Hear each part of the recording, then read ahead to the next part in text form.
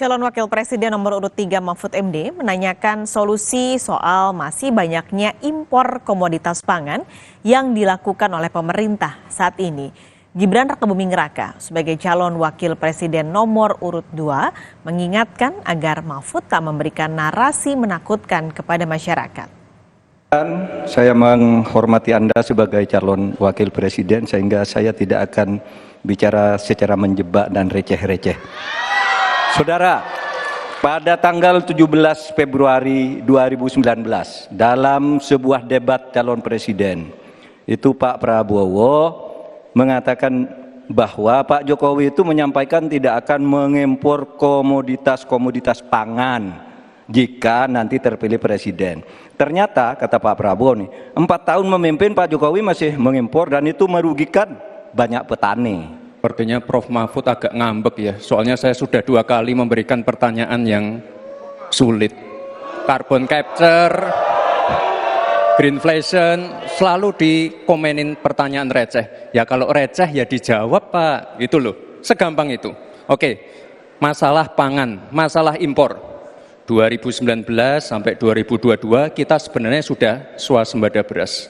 2023 ada impor karena El Nino Pak. Dan ini terjadi di sebagian besar di belahan dunia Pak. Kuncinya sekarang adalah bagaimana kita bisa bekerja sama melakukan ekstensifikasi, intensifikasi lahan di tingkat desa sampai tingkat nasional secara efektif. Pertanyaannya itu, dulu Pak Prabowo bertanya, katanya Pak Jokowi tidak mau ngimpor beras. Lalu sekarang faktanya, per hari ini, catatan data ini harus dibaca ini. Impor kedelai 2 juta ton, susu 280 juta ton, gula pasir 4,1 juta ton, beras 2,8 ton, daging sapi 160 juta ton.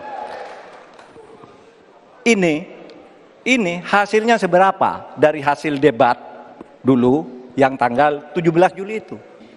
Ini harus kita evaluasi dan kita jangan memberikan narasi-narasi yang menakutkan kepada warga.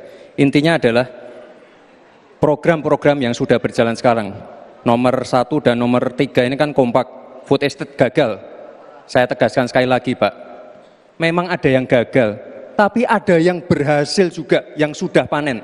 Misalnya di Gunung Mas, Kalteng, itu sudah panen jagung, singkong. Itu Pak, cek saja nanti ininya, cek saja datanya. Intinya adalah warga jangan diberikan narasi-narasi yang menakutkan. Kita harus optimis Pak. Bapak-bapak ini adalah calon-calon pemimpin, harus optimis. Jangan memberikan narasi-narasi yang menakutkan kepada warga dan masyarakat.